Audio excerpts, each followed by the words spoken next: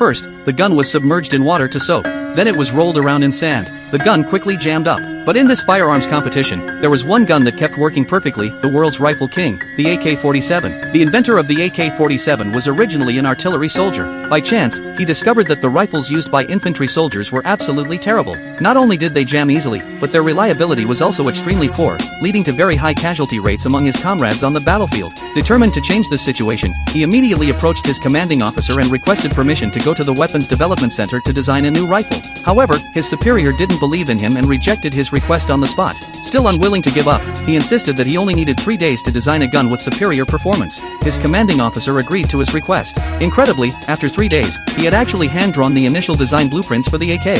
Everyone was shocked. No one expected him to actually create such an ingenious design. However, since his hands hadn't fully healed, he had to ask other mechanical workers to help with the manufacturing. Soon, the first generation AK-47 was born. They then went to the shooting range to test the gun's performance. The man felt extremely nervous. If the test failed, all his efforts would have been for nothing. When the worker raised the gun and aimed at the target, the bullet hit the bullseye with pinpoint accuracy. Everyone was amazed by this result. The man excitedly ran to the barracks, ready to show his commanding officer what he had developed. Unfortunately, because he was carrying a gun, the soldiers immediately arrested him as a spy. When the colonel saw the AK-47, he was instantly stunned. He had never seen such a perfect rifle. It could virtually crush all weapons in its class. The general then tested the gun himself and was immediately won over by the AK-47. However, for this gun to go into mass production, it still needed to compete in a firearms competition. Only the winning weapon would be approved for mass manufacturing. The man confidently brought his AK-47 to the Weapons Research Institute, but unexpectedly, he was eliminated in the very first round of testing.